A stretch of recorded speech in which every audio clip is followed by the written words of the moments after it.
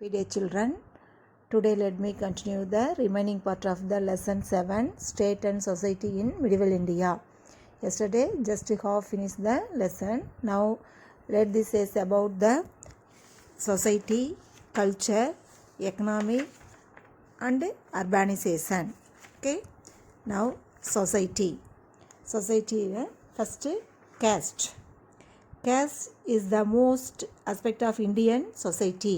நம்ம இந்திய சமூகத்தில் ஒரு தனித்தன்மை வாய்ந்த அம்சம் அப்படின்னு சொல்லி கேஸ்ட்டை சொல்லலாம். First need to understand two dimension of the caste. First the fourfold division of society as specified in the religious text refer to as varna. நம்ம இந்திய இதில் பார்த்தோம் அப்படின்னா சமய நூல்களில் 4 சமூக பிரிவுகள்னு குறிப்பிடப்பட்டிருக்கு. அதை எப்படி அழைக்கிறோம் அப்படின்னா வர்ணா அப்படின்னு சொல்லி அழைக்கிறோம். Improving the status of the jati was a major preoccupations for all caste groups. அதாவது அந்த வர்ணா அப்படிங்கிற முறையில் எப்படி பண்ணியிருக்காங்க அப்படின்னா ஆக்குபேஷன் அடிப்படையில் தான் கேஸ்ட்டை அந்த குரூப்பாக பிரிச்சிருக்காங்க. Okay, in traditional society many caste where denied various social rights and privileges. Caste also created mythical genealogy to establish in origins. This was used to justify the claim for the right to a higher status in the hierarchy. These genealogies are found in many of the manuscripts collected by Colin Mackenzie. அது தங்களுடைய கோரிக்கையை நியாயப்படுத்த நிறைய, அதாவது சமூக படிநிலைகளில் தான் உயர்ந்த மதிப்புடைய இடம் வழங்கப்படணும் அப்படின்னு சொல்லியிருக்காங்க. அதே மாதிரி மரபு சார்ந்த சமூகத்தில் பல ஜாதிகளுக்கு பல்வேறு விதமான சமூக உரிமைகள் மற்றும் சலுகைகள்லாம் மறுக்கப்பட்டிருக்கு. நிறைய கையெழுத்து பிரதிகளில் இப்படியான ஒரு வம்சாவளியை தான் நம்ம பார்க்குறோம். Okay, next religion. Institution with different ideologies came up within the Bhakti movement during the medieval period. medieval periodல அதாவது பக்தி மூமெண்ட் அப்படிங்கிறது நிறைய ஒரு சித்தாந்தங்கள் ஐடியாலஜிஸை உருவாக்கி இருக்கு. அதில் mathas were established under different groups or religious leaders like Vidyaranya. அதாவது வித்யாரண்யர் அப்படின்னு சொல்லக்கூடிய குருக்களினுடைய அதாவது சமய தலைவர்னு சொல்லலாம். அவருடைய பெயரில் நிறைய மடங்கள்லாம் நிறுவப்பட்டிருக்கு. ஒவ்வொரு பகுதிகள்லையும் ஒவ்வொரு விதமான பேரில் அழைக்கிறாங்க. இப்போ நம்ம தமிழகத்தில் எடுத்துக்கிட்டோம் அப்படின்னு சொன்னோம்னா சைவ சித்தாந்தா. அதே மாதிரி கர்நாடகாவில் எடுத்துக்கிட்டோம் அப்படின்னா வீர சைவா. அதே மாதிரி மகாராஷ்டிராவில் எடுத்துக்கிட்டோம் அப்படின்னு சொன்னோம்னா பர்கரி சம்பிரதாயா அப்படின்னு சொல்லி ஒவ்வொரு பகுதிகளையும் இந்த பக்தி மூமெண்ட் அழைக்கப்படுது. அதாவது மகாராஷ்டிரா வித்தோபா அப்படின்னு சொல்லக்கூடிய பக்தி அவருடைய வழி வந்தவர்கள் அப்படி அழைக்கிறாங்க. அதே மாதிரி Buddhism had faded out in India. Jainism also lost ground in most parts of India due to emergence of Bhakti movement under Shankara and Ramanuja. அதாவது புத்திசமும் ஜெயினிசமும் நாளாக அப்படியே நம்ம பக்தி மூமெண்ட் அதிகரிக்க அந்த ஜெயினிசமும் புத்திசமும் அப்படியே மறைய ஆரம்பிச்சுது. It continued to thrive in parts of Gujarat and Marwar, especially among the trading communities. அந்த ட்ரேடிங் கம்யூனிட்டிஸ் தான் குஜராத்தில் அந்த மார்வார்னு சொல்லக்கூடிய பகுதிகளில் மட்டும்தான் அதை ஃபாலோ பண்ணிட்டு இருக்காங்க. With regard to Christianity there were a small number of Christian groups in Kerala claiming their origins in the time of Saint Thomas the disciple of Jesus. அதே சமயத்தில் கிறிஸ்டியானிட்டியும் கொஞ்சம் கொஞ்சமாக பரவ ஆரம்பிச்சிச்சு. அது கேரளா பகுதிகளில் தான் அந்த ஜெயின் அதனுடைய பரப்பாளர் செயின்ட் தாமஸ் அப்படிங்கிறவர் கொஞ்சம் கொஞ்சமாக அதை பரப்ப ஆரம்பிக்கிறாரு. அது அந்த but Christianity took roots when the Portuguese arrived in Kerala and set themselves up in Goa. Kerala பகுதிகளில் தான் போர்ச்சுகீஸ் அங்கே தங்கும்போது அதனுடைய வேர் அங்கே தான் ஊன்றியது அப்படின்னு சொல்கிறாங்க. அதுக்கப்புறம் நாளடைவில் அப்படியே கோவா பகுதிக்கும் மாற ஆரம்பிக்குது. அதே மாதிரி Christianity among the fishing communities on the Pandyan coast. அது பாண்டியர்களுடைய பகுதிகளிலையும் அந்த ஃபிஷிங் கம்யூனிட்டிஸ் மீனவர் சமுதாயம்னு சொல்கிறோம் இல்லையா, அந்த பகுதிகளில் தான் இதை பரப்ப அதிகம் ஆரம்பித்தாங்க. The best known among the Jesuit missionaries was Saint Francis Xavier who was instrumental in making the fishing community take to Christianity in the Tuticorin region. அதே மாதிரி இந்த ஃப்ரான்சிஸ் சேவியர் அப்படிங்கிறவரும் டிட்டிகோரியன் ரீஜியன் பகுதிகளில் கிறிஸ்டியானிட்டி சமயத்தை பரப்ப ஆரம்பிக்கிறாரு. அதே மாதிரி another notable Jesuit was Robert de Nobili, a scholar who was based in Madurai. அதே மாதிரி ராபர்ட் டி நொபிலி அப்படின்னு சொல்லக்கூடியவர் மதுரையில் இதை மக்கள் வந்து கிறிஸ்துவ மாறுவதற்கு ஒரு கருவியாக இருந்தவர் அப்படின்னு சொல்லலாம். அதே மாதிரி இந்த north year new religion Sikhism was founded by Guru Nanak who lived during 15th and 16th century. இங்கே இந்த மாதிரி ரிலீஜியன்ஸ் வந்து இருக்கும்போது அங்கே நார்த்தில் பார்த்தோம் அப்படின்னா சீக்கிசம், குருநானக் அப்படிங்கிறவர் வந்து அதை ஃபார்ம் பண்ணியிருக்காரு. Sikhism grew in a strength in spite of severe repression by Aurangzeb.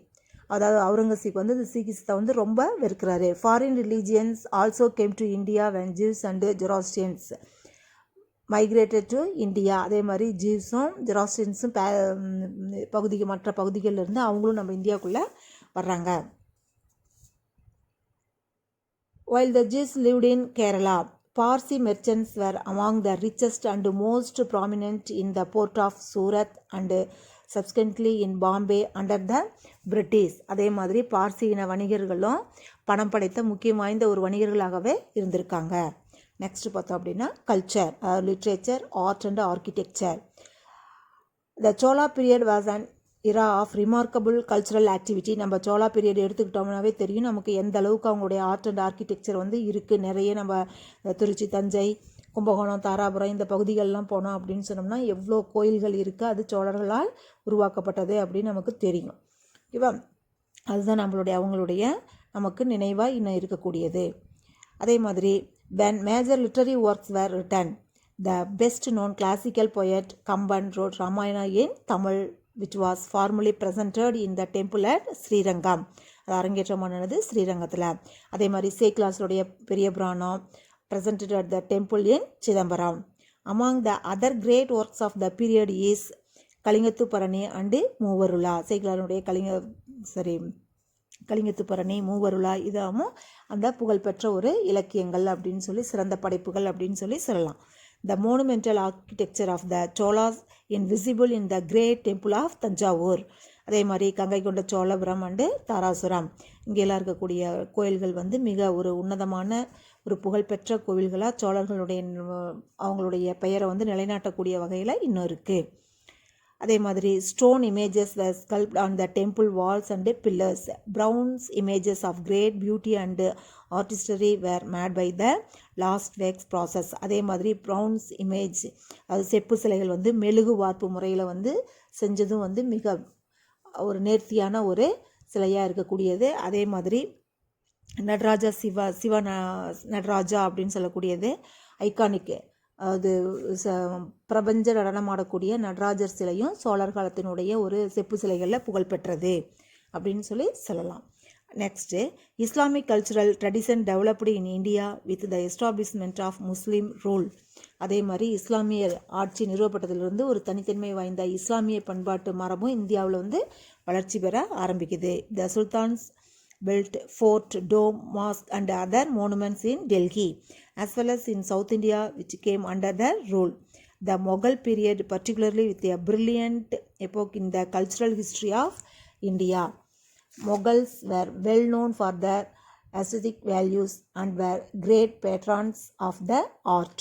முஸ்லீம்ஸும் வந்து அவங்களுடைய ஆர்கிடெக்சரில் வந்து மிக பெரிய அளவில் நமக்கு அவங்களுடைய சின்னங்களை வந்து விட்டுட்டு போயிருக்காங்க. They left behind numerous monument in addition constructing entire cities like Shahjahanabad டெல்லியில் இருக்கக்கூடியது. அதே மாதிரி Fatehpur Sikri, gardens and forts இதெல்லாம் அவங்களுடைய நினைவாக இருக்கக்கூடியது.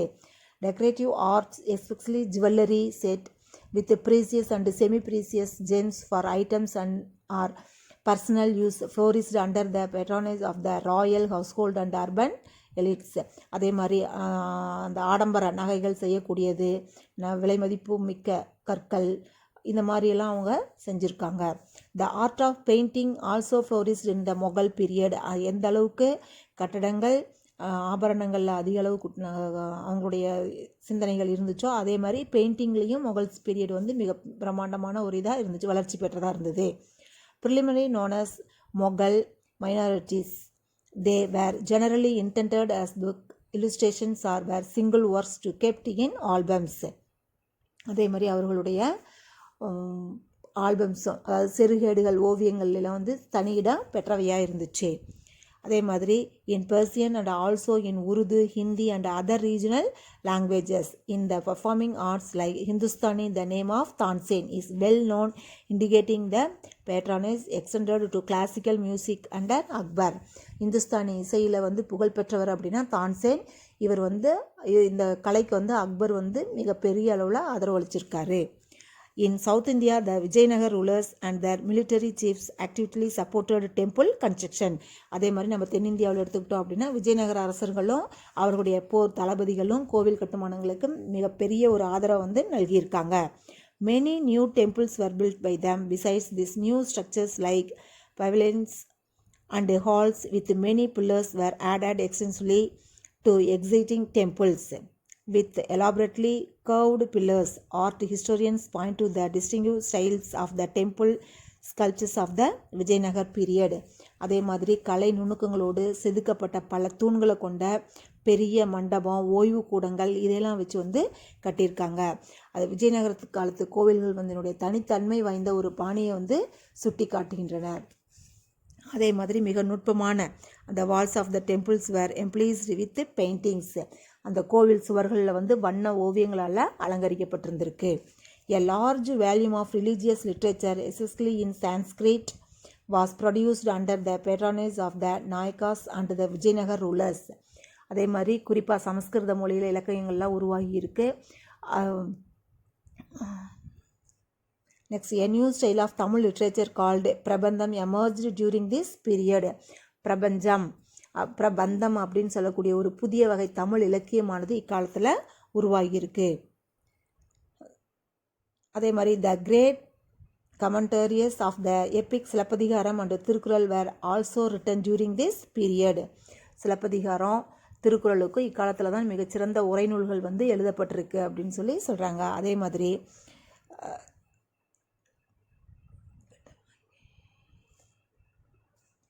வேங்கடமகி அப்படின்னு சொல்லக்கூடிய அவர் வந்து கோவிந்த தீக்ஷருடைய son. Codifying the ragas of Carnatic music had lived in this period. இந்த இசைக்குரிய ராகங்களை வந்து வகைப்படுத்தியிருக்காரு தீட்சிதனுடைய கோவிந்த தீட்சிதனுடைய மகன் வேங்கடமகி அப்படிங்கிறவர். Next agriculture. நம்ம இந்தியா அப்படின்னு சொல்லிக்கலாம் predominantly agricultural country. A very large proportion of the population lived in rural areas and dependent on agriculture for their livelihood. நம்மளுடைய மக்கள் வந்து ஏற்கனவே நம்ம வந்து ஒரு விவசாய நாடு. நம்ம மக்கள் தொகையில் வந்து பெரும்பாலோர் வந்து எங்கே இருக்காங்க அப்படின்னா கிராமப்புறங்களில் தான் இருக்காங்க. அவங்க எல்லாருமே வாழ்வாதாரமாக எதை சார்ந்திருக்காங்க அப்படின்னா வேளாண்மையை தான் சார்ந்திருக்காங்க. Canals and wells added to the water sources in addition to rainfall and rivers. Rainfall வந்து அதாவது மழை, நதிகள் தொடர்ந்து கால்வாய்களும் கிணறுகளும் நீர் ஆதாரங்களும் நமக்கு இருந்தது. அதே மாதிரி the biggest network of canals known in India was built 14th century by Feroz Tughlaq in the Delhi area. இதை வந்து ஃபஸ்ட்டு பெரோஸ் துக்லக் அப்படின்னு சொல்லக்கூடியவர் தான் டெல்லி பகுதிகளில் அமைக்கப்பட்டிருந்த கால்வாய்கள் மிகப்பெரிய அளவில் வலைப்பின்னலை போன்ற ஒரு கால்வாயை வந்து அமைச்சிருந்திருக்காரு. Cultivators were also encouraged to dig wells. Lift irrigation was used to draw the water. அதாவது அந்த இரிகேஷனில் வந்து வாட்டரை கொண்டு வரதுக்கு லிஃப்ட்டை வந்து அதாவது லிஃப்ட் அப்படின்னு சொன்னால் அந்த இறைக்கக்கூடிய ஒரு வகையான நீரை வெளியேற்ற உதவக்கூடிய மதகுகளோடும் கட்டப்பட்டிருந்திருக்கு. இந்த மாதிரி நிறைய செஞ்சுருக்காங்க. In the north the Persian wheel was used for lifting water from wells. கிணத்துலேருந்து நீர் இறைக்கிறதுக்கு வந்து இந்த மாதிரி புதிய ஒரு முறைகளை வந்து கொண்டு வந்திருக்காங்க. பாரசீக சக்கரம் அப்படின்னு சொல்லக்கூடியது அதை பயன்படுத்தி தான் நீரை வந்து கொண்டு வந்திருக்காங்க. இந்த Tamil region the Cholas had created network of canals for irrigation connecting the tributaries of Kaveri.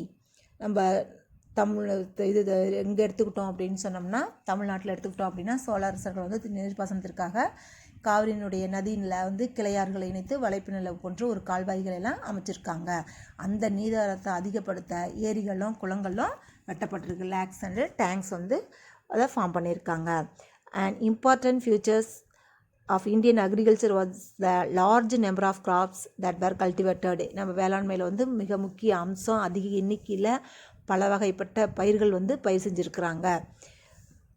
The Peasant in India was more knowledgeable about many crops as compared to peasants in most of the world at that time. A variety of food grains like wheat, rice and millets were grown apart from the lentils and oil seeds.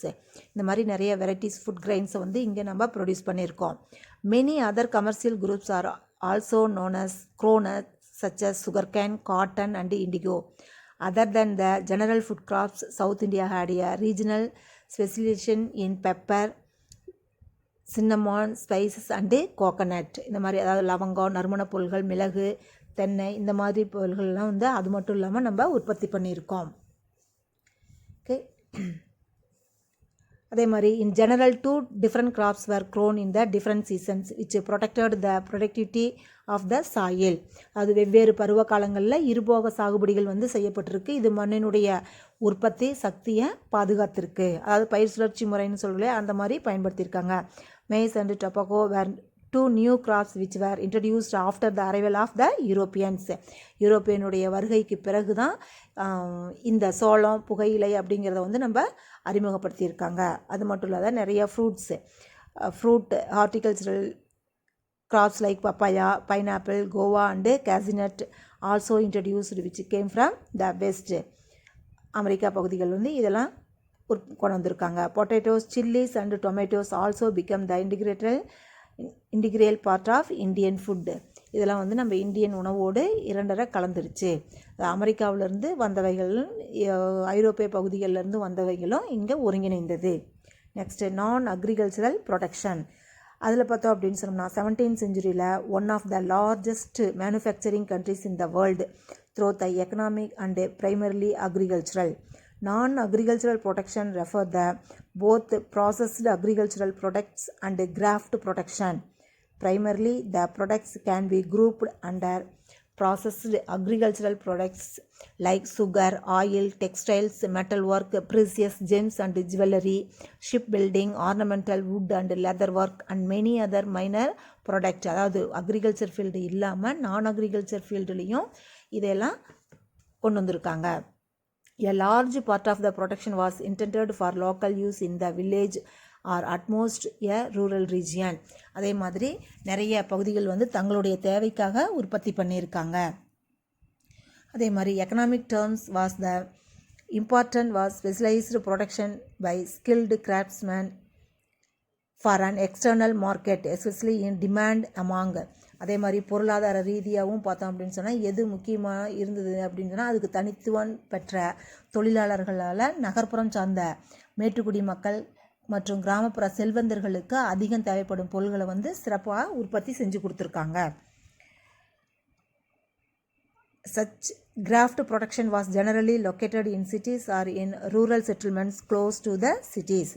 Craftsmen generally worked on an individual or family basis from their homes or workshops to larger manufacturing units, karganas, employing many craftsmen were set up under the Mughal states. அது கர்கானா அப்படின்னு சொல்லக்கூடிய பெயரில் பல கைவினைஞர்களை பணியில் அமர்த்தி அதை செஞ்சுருக்காங்க. அதாவது உறுப்பினர்கள் தனியாகவோ அல்லது குடும்ப உறுப்பினர்களோட வீட்டிலிருந்தோ இல்லை தொழிற்சாலைகளையோ வேலை செஞ்சுருக்காங்க. இது வந்து முகலாய அரசில் வந்து மிகப்பெரிய தொழிற்கூடங்கள் வந்து கர்கானா அப்படிங்கிற பெயரில் வந்து கைவினைஞர்களை பணியில் அமர்த்தி செஞ்சுருக்காங்க. நெக்ஸ்ட் பார்த்தோம் அப்படின்னு சொன்னோம்னா டெக்ஸ்டைல்ஸு துணி உற்பத்தி. Nearly all the cloth that was produced of cotton, though silk weaving had developed in Bengal where silk was produced and in Gujarat. அது பருத்தி இலைகளில் நெய்யப்பட்ட துணி வகைகளும் இருந்துச்சு. அதே மாதிரி வங்காளத்துலேயும் குஜராத்லேயும் பட்டு துணிகள் வந்து உற்பத்தி செஞ்சுருக்காங்க. India had 2 natural advantages in cotton weaving. The first was that cotton grew in almost all parts of India so that the basic raw material was easily available.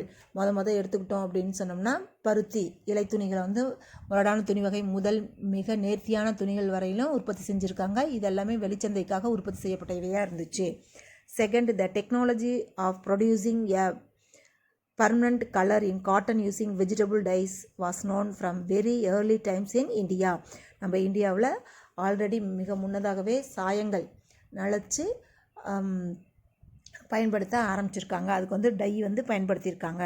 Cotton does not absorb dyes without a preparatory process using mordants, which was not known in the rest of the world. Indigo was the most important dye crop that was grown in India. நம்ம இது இந்தியாவில் பயன்படுத்துது அப்படின்னா tie craft வந்து indigo அப்படின்னு சொல்லக்கூடிய ஒரு தாவர வகை வந்து பயன்படுத்தியிருக்காங்க.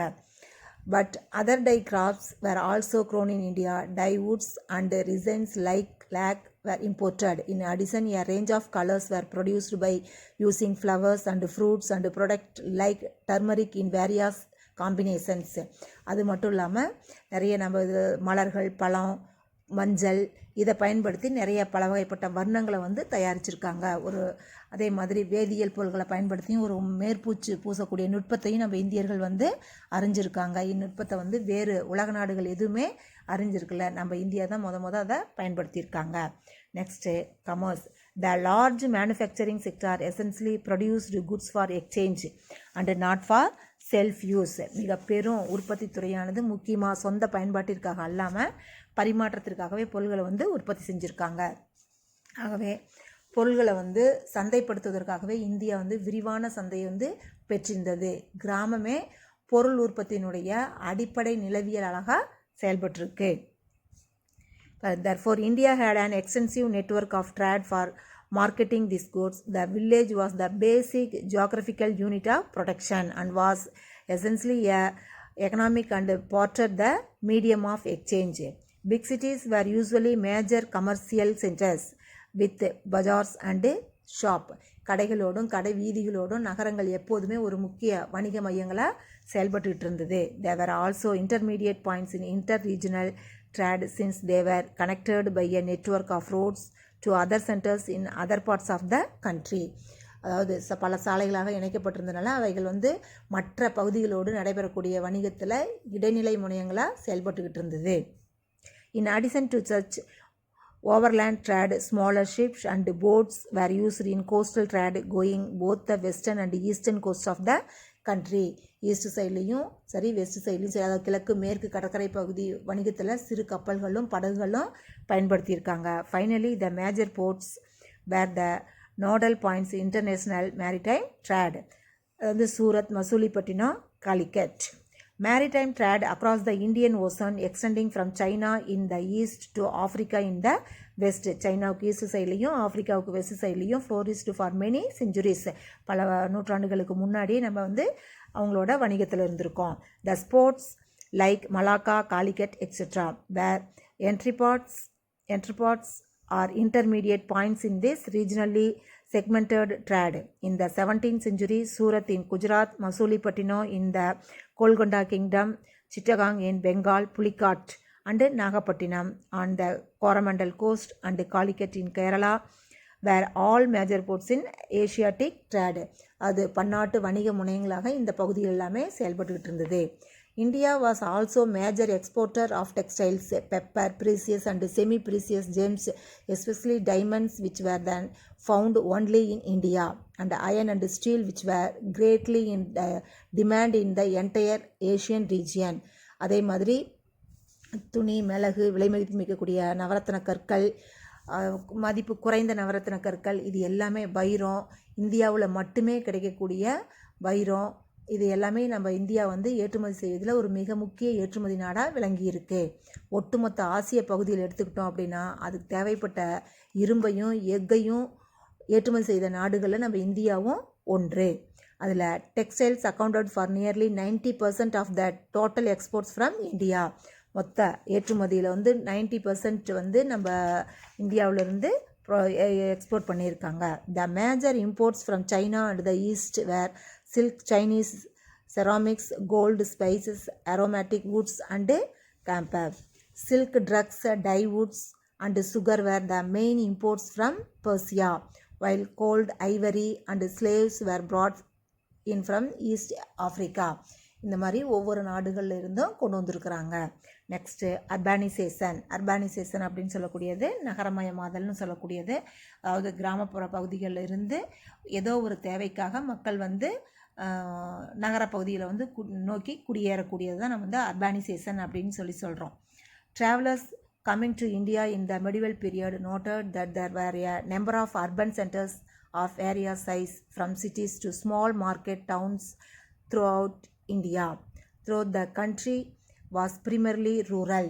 அது இடைக்காலத்தில் நம்ம இந்தியாவிற்கு வருகை தந்த வெளிநாட்டு பயணிகள் வந்து பல்வேறு அளவுகளில் வந்து நகரங்கள்லேயும் சிறுநகரங்கள்லேயும் சந்தை நகரங்கள்லேயும் இந்தியா முழுவதும் இருந்ததாக குறிப்பிடுறாங்க. ஆனாலும் இந்தியா அடிப்படையில் எடுத்துக்கிட்டோன்னா ஒரு கிராமியத்தன்மை ரூரல் கண்ட்ரியாகவே இருந்தது. Next, the large cities were centres of manufacturing and marketing, banking and financial services. They were usually located at the intersection of an extensive network of roads. அது நிறைய எடுத்துக்கிட்டோம். பெரிய நகரங்கள் பொருள் உற்பத்தி, சந்தை, நிதி, வங்கி சேவை இவற்றினுடைய மையங்களாகவே இந்த நகரப்பகுதிகள் வந்து திகழ்ந்திருக்கு. அவைகள் வந்து விரிவான அளவில் ஒரு வளைப்பு நிலை போல் அமைக்கப்பட்டிருந்தது. அதே மாதிரி போக்குவரத்து சாலைகள் சந்திக்கக்கூடிய இடங்கள்லையும் அமைஞ்சிருந்தது. In South India, especially the Tamil region, urbanisation went hand in hand with temples. நம்ம தென்னிந்தியாவில் முக்கியமாக எடுத்துக்கிட்டோம் அப்படின்னா தமிழகத்தில் நகரமயமாதலும் கோவில்களும் கைகோர்த்து நடந்தது அப்படின்னு சொல்லலாம். Temples were large economic enterprises requiring a variety of goods and services to function. அதே மாதிரி கோவில்கள் வந்து பெரிய அளவிலான ஒரு பொருளாதார மையங்களாக இருந்திருக்கு. பல வகைப்பட்ட பொருள்களும் சேவைகளும் அவற்றினுடைய செயல்பாட்டிற்கே தேவைப்பட்டது. They needed and employed a large number of people to man the religious services, the kitchens and for other work. Devotees coming to worship at the temples needed many services and goods, so that temple towns also become marketing centres. இந்த மாதிரி அதிக எண்ணிக்கையில் மக்களை வந்து வேலையில் அமர்த்தி கொண்டுச்சு. கோவில்களுக்கு வந்து வரக்கூடிய பக்தர்களுக்கு பல பொருள்களும் சேவைகளும் தேவைப்பட்டதுனால கோவில் நகரங்களே சந்தை மையமாக மாறியது. Next, conclusion. The medieval period covering more then 700 years of Indian history was a time when momentous changes took place in the political landscape, with also transformed the social and economic fabric of the country. வரலாற்றில் வந்து ஒரு 700க்கும் மேற்பட்ட ஆண்டுகளை உள்ளடக்கிய இடைக்காலம் அப்படின்னு சொல்லக்கூடியது அரசியல் பரப்பில் மிகப்பெரிய மாற்றங்கள் நடந்த ஒரு காலப்பகுதின்னு சொல்லலாம். அந்த மாற்றங்கள் நாட்டினுடைய சமூக பொருளாதார தளங்கள்லையும் மாற்றங்களை ஏற்படுத்தியது. நெக்ஸ்ட்டு ஒரு ஸ்மால் ரீகேப் பார்க்கலாம். இந்த லெசன் ஃபுல்லாக பார்த்தோம் அப்படின்னு சொன்னால் மேஜராக பொலிட்டிக்கல் சேஞ்சஸ் அப்படின்னு சொல்லி பார்த்தோன்னா commencing from the establishment of Muslim rule in Delhi are dealt with the enterprising period of Cholas and the significance of Vijayanagar temple in the south are analyzed.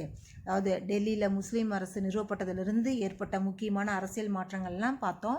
அதே மாதிரி சோழர்களினுடைய காலமும் அதுக்கு சவுத்தில் பார்த்தோன்னா விஜயநகருடைய முக்கியத்துவம் வாய்ந்த பகுப்பாய்வும் பார்த்தோம். அதே மாதிரி த economic and the society during the sultanate and the Mughal rule and the highlighted. அதே மாதிரி டெல்லி சுல்தானிய முகலாயர்கள் பொருளாதார சமூக நிலைகளையும் பார்த்தோம். அதேமாரி progress in art and literature and music are discussed. அதை பற்றியும், அதாவது லிட்ரேச்சர், மியூசிக்கை பற்றியும் பார்த்தோம். Conditions of agriculture, trade, commerce and urbanisation are examined. அதே மாதிரி வேளாண்மை, வணிகம், வர்த்தகம், நகரமயமாதல்னு சொல்லக்கூடிய அர்பானிசேஷன் இவைகளுடைய நிலைகளை பற்றியும் தெரிஞ்சுக்கிட்டோம். ஓகே, ஒரு தடவை நல்லா ரீட் பண்ணி பாருங்கள், அப்போ தான் உங்களுக்கு இது புரியும். Okay, thank you students.